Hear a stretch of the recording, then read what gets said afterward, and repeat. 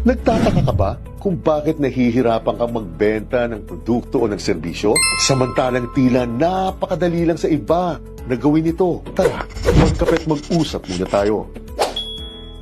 Dahil ang malaking pagkakamali po ng karamihan ng nagbebenta sa inyo ay nagmamadali po makabenta kaagad kayo at nakakalimutan ninyo na isa po itong mahabang proseso. Dahil una, you need to sell yourself first.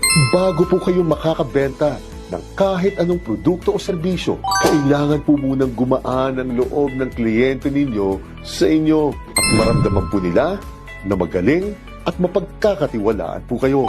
Ang likability niyo po kasi ang makakapagpapayag sa kliyente ninyo na kausapin kayo. At ang competence and trustworthiness niyo naman ang makakapagpapayag sa kliyente nito na kunin na ang iyong binibentang produkto o serbisyo. Kaya napakahalaga pong ma-develop niyo muna ang tatlong katangian ito.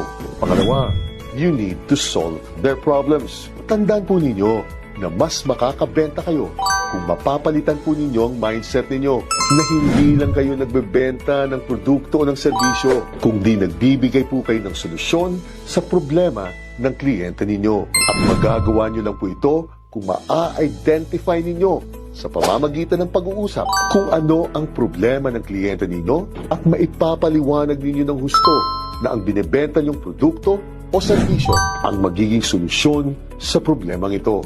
Sa madaling salita po, napakahalagang ma-develop muna ninyo ang pagiging problem solver ninyo.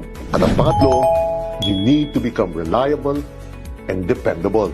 Tandaan po ninyo na sa buong proseso ng pagbebenta nito, napakahalaga pong makita at maramdaman ng kliyente ninyo na dependable o naaasahan po kayo. Kaya mangako lang po kayo ng kayang tuparin ninyo at tuparin nyo ito. At harapin ninyo ang kliyente ninyo ng buong buo kung sakaling magkaaberya kayo. Dahil kasama po sa pagbebenta ang pagbibigay ng maayos at maaliwalas na karanasan para sa kliyente ninyo. Kaya napakahalaga pong ayusin ninyo at pangalagaan ang reputasyon ninyo sa industriyang kinabibilangan ninyo. I-develop nyo lang po ang tatlong bagay na ito at asahan nyo po na kusa na lang darating ang benta sa paanan ninyo. Jimmy.